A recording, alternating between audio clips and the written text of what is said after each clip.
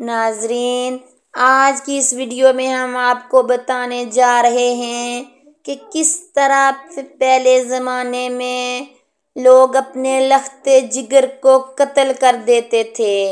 اس لیے اس ویڈیو کو آخر تک ضرور دیکھیے۔ بسم اللہ الرحمن الرحیم۔ السلام علیکم ورحمۃ اللہ وبرکاتہ۔ حضرت آسیہ رضی اللہ تعالی عنہا بنت مزاحم، قرآن کریم میں آپ کو امرأۃ فرعون کہہ کر پکارا گیا ہے۔ آپ کا نام آسیہ رضی اللہ تعالی عنہا بنت مزاحم تھا۔ آپ اس فرعون کی بیوی تھی جسے حضرت موسیٰ علیہ السلام سے واسطہ پڑا۔ ایک عظیم ملکہ ہونے کے باوجود اللہ تعالیٰ نے انہیں دین حق قبول کرنے کی توفیق دی۔ حضرت موسیٰ علیہ السلام کی پرورش انہی کے زیر سایہ ہوئی۔ اس کا قصہ بڑا عجیب ہے۔ فرعون مصر ایک باجبروت بادشاہ تھا۔ اللہ تعالیٰ نے اسے دنیا بھر کی نعمتیں بافراط دے رکھی تھی، لیکن اپنے خالق اور منعم کا شکر گزار ہونے کے بجائے وہ طاقت اور دولت کے نشے میں بدمست ہو گیا اور خدائی کا دعویٰ کر دیا۔ اس کے نجومیوں اور کارندوں نے اسے بتایا کہ بنی اسرائیل میں ایک لڑکا پیدا ہوگا جو تمہارے اور تمہاری مملکت کے زوال کا باعث ہوگا۔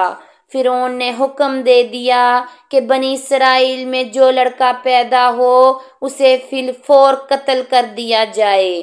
فرعون کے اس ظالمانہ حکم کے نتیجے میں ہزارہ بچے موت کے گھاٹ اتر گئے۔ جب حضرت موسیٰ علیہ السلام پیدا ہوئے تو ان کی والدہ نے اپنے لخت جگر کو ایک لکڑی کے صندوق میں بند کر کے دریا میں ڈال دیا۔ یہ دریا فرعون کے محل کے بیچوں بیچ گزرتا تھا۔ جب وہ صندوق بہتا بہتا فرعون کے محل کے اندر پہنچا تو ملازموں نے اسے نکال کر ملکہ آسیہ کے سامنے کھولا۔ وہ حضرت موسیٰ علیہ السلام کی حسین و جمیل معصوم صورت دیکھ کر حیران رہ گئی اور فی الفور انہیں اپنی گود میں لے لیا۔ فرعون کو معلوم ہوا تو اس نے حضرت موسیٰ علیہ السلام کو قتل کرنا چاہا، لیکن حضرت آسیہ رضی اللہ تعالی عنہا مزاحم ہوئی اور فرمایا، کیوں ناحق اس معصوم کی جان لیتے ہو جس کے ماں باپ کا پتہ بھی نہیں ہے۔ فرعون اپنے ارادے سے باز آ گیا۔ حضرت موسیٰ علیہ السلام کی والدہ بطور انا آسیہ رضی اللہ تعالی عنہا کے پاس ملازم ہو گئیں اور یوں حضرت موسیٰ علیہ السلام فرعون کے گھر میں پرورش پاتے رہے حتیٰ کہ جوان ہو گئے۔